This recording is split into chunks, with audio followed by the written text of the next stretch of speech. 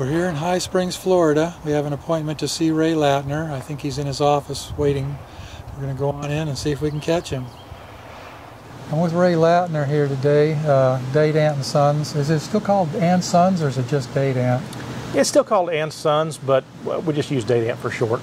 I've known Ray a long time. I don't even know how long I've known you, way before you went to Texas. I think I started doing business with your dad, Jerry, probably in about '94. Yeah, at least. Yeah, that would have been. So you were here then, and then you went and took over the. How long have you been? Were you in Georgia? Have you been in Georgia? 1991. 91. I mean, we usually attended all the meetings, so we'd have probably ran into each other. Yeah. Yeah. It's hard to remember how Chris Werner, we were talking about, well, how long have we known each other? It was hard to figure it out. So I've known Ray a long time, and then he was gone for a while. Went to Texas, took over the Paris, Texas branch for how long? About 9 years. 9 years, yeah. Tried to visit you once, but you weren't available when I drove through there. Sorry about that. You. Yes. So, and then you came back here. The deal was when you went there that you take it over as long as you could come back here when your dad retired, right? That was the plan initially, yeah. Yeah. So you've had this how long? Since 12 or 13. Oh, been a while now. Yeah. Time flies. It's amazing. How many colonies are you running? That's a really good question. What do you consider a colony? This is the perfect beekeeper answer. I've got the same answer. Is I'm not really sure. Ask me in June, it'll be different than it is in July. Technically, I'm not running any bees. My wife fired me. Wendy fired you? Wendy fired me, yes. Okay. She's running the bees, and she has enough equipment to run about 3,000 tins and about 5,000 nooks right now. How many nukes have you got on the ground now? Right this second? Yeah, I know it's early. You'll have more coming on. Just shy of 3, probably. 3,000? Yeah. Okay, you can have 4? We'll push 5 probably within the next few weeks, yeah. Okay. So that's a lot of queen mating nukes. And you got baby nukes, right? We've got not a true mini, but a modified baby. It's a 3-frame Illinois. Okay, we're going to get a chance to look at that. You'll look at it, yep. Okay, great. They're going to be grafting pretty soon too, so we'll get to see how they do that. We're just going to take a short walk through the facility here at Date Ants, and I think he's going to take us out to some bee yards, which will be pretty neat. So I know this isn't everything. I know you got a lot of buildings out back, and we probably don't have that kind of time. You were just mentioning that you think that you're selling more assembled equipment now than unassembled, and 10 years ago it was just the opposite. What does that say? Is this the commercial beekeepers not having the time to put stuff together, or what's going on? Well, first of all, let me qualify that. The bulk of the equipment that I move out of my location goes to commercial beekeepers. Okay. The bulk of my customers are hobby beekeepers. That makes sense. Even in the state, if you look at their records, roughly around a 90 to 10 ratio is where we run in here. So 90% of the customers are hobbyists, 10% are commercial, but those 10% are probably, as far as volume, are eating up 80 to 90% of the actual supplies that are moved, the gross supplies that are moved. With that being said, yeah, the vast majority of stuff is going to commercial beekeepers. Well, I told David on the drive over here, I said your dad, between you and your dad, you may know every beekeeper in the state, or if not, it's pretty close. It's a little bit tougher now. We have a lot of influx from migratory guys. In the last few years, it's gotten so hard to keep bees alive that everybody, all the northern beekeepers are coming south, either Georgia, Florida. They can't go to Alabama because it's a closed state. Right. But certainly the eastern tiers coming down this way, this is a migratory route just to make their numbers up. Oh yeah, get ready for California. Florida's essentially become a nursery state. In fact, we switched from, the vast bulk of our income coming from honey production. We were always a large honey producing state, top 4 or 5 in the country, usually, to where honey's become more or less just a subsidy nowadays. We're building bees. The majority of the supplies are probably going to guys that are in turn reselling bees. Selling hives into California. That's the driver of the industry, the almond industry. So we're a de facto nursery state at this point, and honey production has fell just unbelievably. Well, the orange is kind of going down. It's all but gone. The entire industry's collapsed. My family, on my mom's side, has been in citrus for over 100 years. In the state, and we closed our personal packing house down a few years ago. It's the first time that in my lifetime it's ever not been ran. Really? And in fact, the industry has collapsed to the point where the infrastructure has failed at this point. Well, that used to be a big attractive thing about Florida, is come and make My citrus. hometown in Umatilla, there were 7 packing houses. There's 0 in operation, to my knowledge, in Lake County now. I still get orange from Ralph Garacki. I don't know how long that's going to last. With greening, you don't know. There's a little dab of decent-looking citrus on the south part of what we call the Ridge, which is extremely southern part of 27, that high ground on the southern part of the state, that runs sort of towards LaBelle in that area, Avon Park. But the East Coast is mostly collapsed. Certainly my area, down to Claremont, my stomping grounds, that's done. If you do find a citrus grove, you're probably not going to make any honey off it because the trees are so sick. Yeah.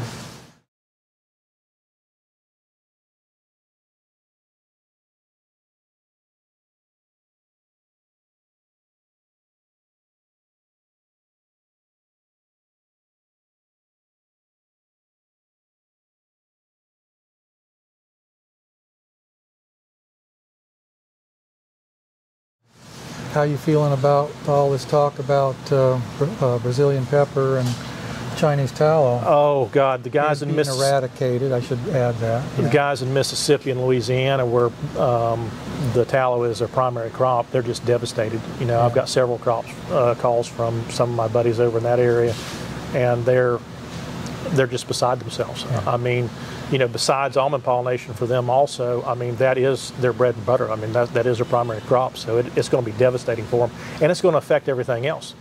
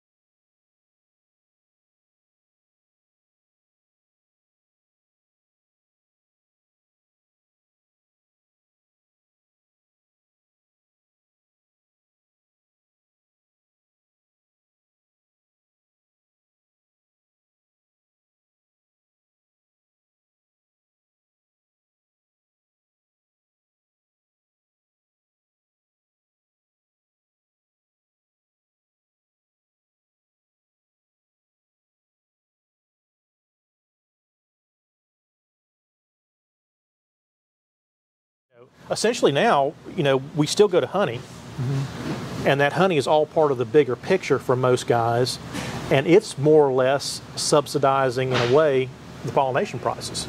In other words, it takes a pollination contract and a honey crop in order to make ends meet. So if you take away the potential to make a honey crop, and you're not solving anymore, that's going to have to push almond prices up. So how many colonies did you send to the almonds this year? We sent a couple loads. 2 loads? Okay. And I know I've been buying your honey out of Wisconsin, so you go to Wisconsin. I presume because there's not enough going on in Florida. Summertime stinks unless you're on the coast. The bees it's just not a great time of year to be a beekeeper in Florida during summertime. All of our stuff's passed. We've already had a relatively long season. I mean, we're wide open right now, and we will be that way until we wind up Gallberry, which is around the 1st of June. 1st of June. And then, like I said, everything that we can get out of the state, we would like to get out of the state. Does it all go to Wisconsin? Everything you send out go to Wisconsin? No. The gentleman, our mutual friend that we share crop with, just doesn't have the labor in the yards to run as many bees as I'd like to get out. Although I sent some bees to him, and that was an issue too. He has, talking to him this year, he's got a little bit more help and maybe a few more yards. So he's agreed to take some more again. So hopefully we'll have another good year. And we're going to see him tomorrow. Yep. Yep. Oh, good. What else can I ask about the industry? And you come back from Wisconsin in time we come for the back. Brazilian No, pepper? we don't make it back in time. Really? The bees are really totally shut down. This year we didn't get them back until I believe around the 1st of November. Really? Ironically, it almost suits us. I mean, are they broodless when they come back? Oh yeah, they're shut till Are you doing oxalic? Yeah. We haven't done oxalic, but it is an excellent time to treat mites. And those bees, even though they're broodless and look a little different than the bees here, they rebound pretty good if you don't have a big loss. So. I found, it's kind of a different subject, but I used to bring bees from the mountains down into South Georgia around Christmas, and I had bees that stayed in South Georgia after the cotton through the whole season. And interestingly enough, the ones that came down from the mountains, they passed the other one. Yeah, that's right. Yeah, it's probably how those bees cycle. That cleansing effect, and it's an excellent time to treat. So right here, you just don't go broodless at all, do you? And especially the way we push them. Anything that's left down is either mating nooks that's been combined, or splits. We'll split everything to make sure our numbers are where we want to be going into winter. So we're taking we're doing the exact opposite of what guys up north would do. A guy up north would cherry pick his best colonies and try to hold on to a large cluster so they could make the best possible colony they could to go to almond pollination. Down here, we're fortunate enough with the climate, if you got an idea of what potential you got and you're careful with your yards and stuff, we can take a relatively small colony in the fall that wouldn't make grade by no means, and we can actually grow it. This year, a little counterproductive because we had an extremely cold year this year, so it's a little bit tougher, but on a normal year, we can take fall splits and still grow them to the point where they'd make, an 8-frame beehive. Yeah, I've heard through the grapevine that some of the big brokers in California saying they're getting the majority of the colonies that are coming to them are a little smaller this year. This year for sure, and I think the biggest part of the problem was simply weather, the weather we've had. Can I ask you a little semi-personal question? How much are they paying in the almonds? The rates through a broker. I don't know. We go through a broker, so I'm not dealing directly with the grower. The growers are going to have to pay the brokers obviously more money. Brokers, what, about 25, 35, something like that? It just depends on the personal agreement you got. My net coming back to me, and I still had to pay freight, is in the 175 to 185 range. That's a little better. I haven't been in 2 years, maybe 3. It's hard to think, but that's a little higher than when I went last. The rates have been going up last several years. We've been either close on numbers to even a little bit shy on years on numbers. This year, with the depressed price of the nuts because of the pandemic and not being able to move the nuts, some of the growers, from what I understand talking to my broker, they decided it's a good time to replant, push some older grows and stuff. And at first they thought they were going to have enough of a surplus of bees that they could cut prices. The tail end, there was a lot of jockeying back and forth, and there was some price cutting that went on, but then there was still some late demand for them. So it was a disaster as far as trying to figure out where the market was actually at this year. And I think it kind of balanced out in the end, but you just never know. I mean, in my opinion, it's best to go with a reputable broker, agree on a price ahead of time, and know what you can plan on. We're seeing, a trend that I personally think is going on, and it's just my opinion, but it's a little bit of a squeeze on the smaller operations. Operations are getting bigger and bigger. They have to, basically, with almonds being the primary driver in the industry. A 500 colony operator is not going to have enough good bees to send a full load. That's right. And with the other programs, the government programs and stuff that are available, they just don't work as well for a smaller operator financially as what they do for a bigger operator.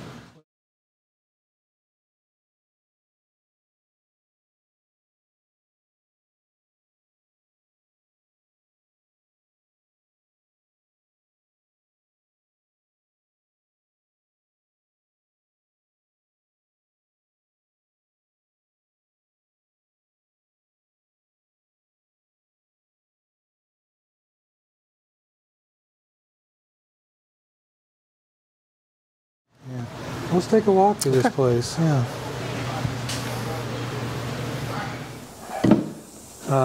Ray moves a lot of brood around. We do a little of it. This is what you'd call a brood hauling box. It's just got a screen on the bottom. If I remember correctly, you have a screen top with it'll be with a reverse telescoping type cover, so it's removable screen top.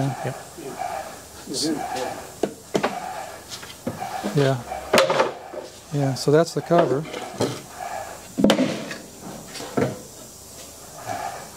It's all 1/8 inch hardware cloth. Here's one. I haven't got any boards on there. Oh, okay, let's go over there.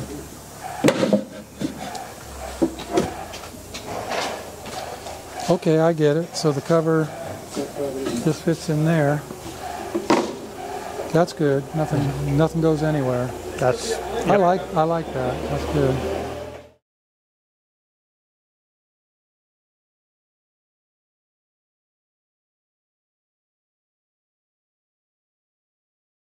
Okay. This is something that's not common. It's a 7 5/8. Correct. I know a lot of guys that use them, but you don't see hobbyists or anybody like that using them. Most people don't even know we offer them for sale. Yeah. Now you sell frames for these too, right? Absolutely. End bars and foundation and everything. It's a really good size. It's not as heavy as a deep, but a double 7 5/8 makes a fantastic brood nest. The only problem with it is it's so non-standard. You can't sell nooks. That's right. You know, that the resale value is the real problem. Personal lids that have been reconditioned. Oh, is this that used cement board stuff? Yeah, this was probably used form ply. And you can actually see the brand on it. So you got 3/4 inch? This is 3/4 inch. We do a lot of 5/8 here out of the branch. We only sell new stuff, obviously, out of the branch. So it's 3/4 plywood with 3/4 inch rim? Or a 5/8 rim. Or 5/8. Yep. Okay. I've got a lot of these things. We use them when we're trying to do patties or...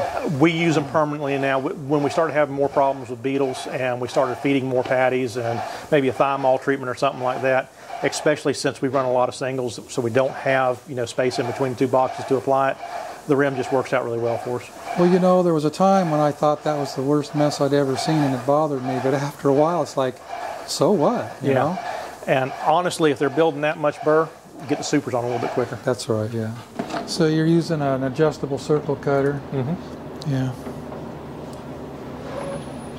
We have a custom hole saw, which we like. Mm-hmm. I can see the pros and cons of both, of course.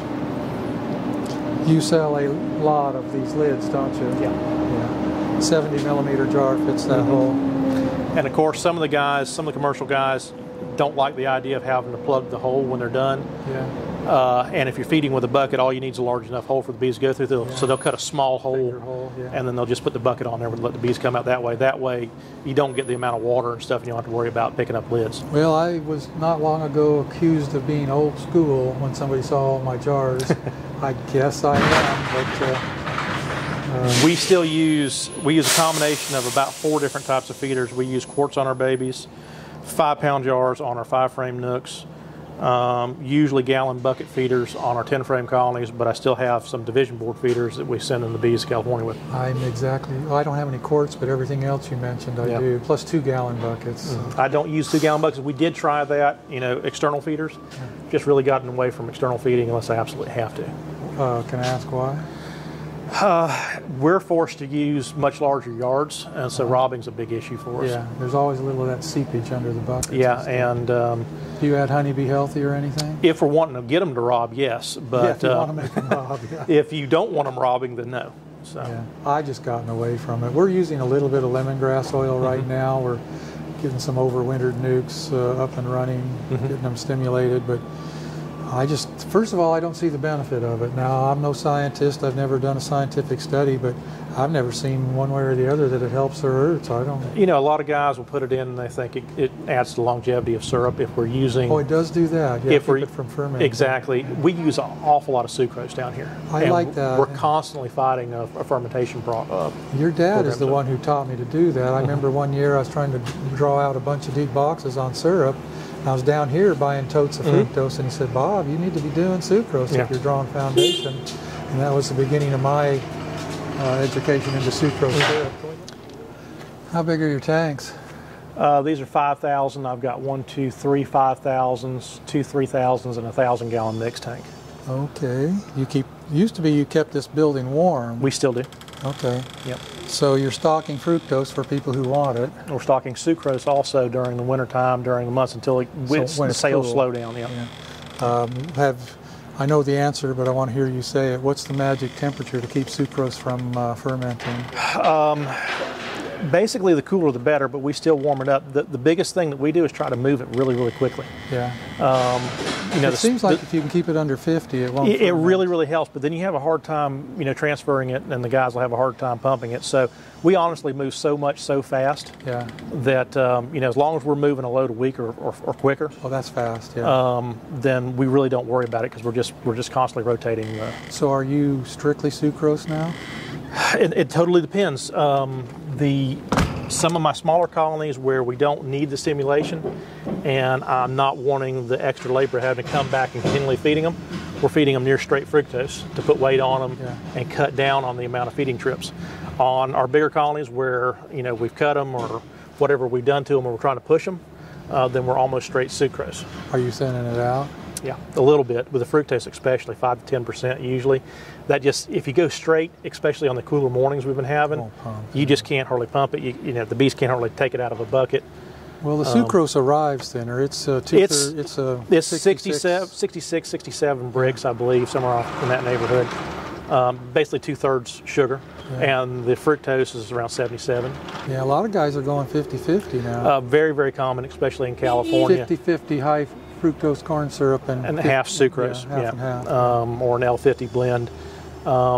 It's kind of a good happy medium between the two of them. You get some of the stimulation that you like from the sucrose side of it, and you get some of the weight advantages with the fructose. Plus, it's a more stable product than a thinner sucrose solution. If you get sucrose down and you've thinned it down, where you're feeding basically a 50-50 solution, 50% solids, and you got 80-90 degrees and not exactly squeaky clean vessels you're feeding in, and you just got days to weeks at most before you're making wine. So you got to feed it up really, really quickly. We put a little bleach in. Honeybee Healthy works. I'm hearing comments about thymol working. I've never put thymol in my syrup. There's all kinds of other additives. It's straight, just here at the branch, we don't want anything but straight syrup, just the way it comes out of the That's how you it's food approved, it. basically. When it comes out of the truck, it goes into our tanks and then it goes directly into you. Whatever you do with it when you get there, you can do with it. So I'm a little bit uneasy about necessarily recommending things because I don't know how much research has been behind it. Personally, the bees tolerate chlorine really well, and the chlorine's there and gone fairly quickly, especially I think in exposed. 8 hours you can't even... And it's obviously a great sterilant. There's also other additives that you can use, stuff in the wine industry they use to kill yeast, obviously, that is there and gone. So there, if you do your research, you can find all kinds of stuff to help stabilize it. With us, we just try to keep it as natural as possible and just move it quickly. And in fact, as soon as we stop being able to move it where it starts to become a problem, we'll switch these to fructose, and we just stick with fructose because with fructose you almost have no problems with. It's got the storage life you need. So that's for nailing boxes together. Correct. Yeah. And you got 2 of them. I've actually got a bunch of them. You got a bunch of them. Yeah. Well, I guess that says it all right there. You're going through a lot of assembled equipment. Okay, so a lot of frames flow through this place. Now, did these come to you assembled? No. Everything we get almost no frames. Everything's self-built here.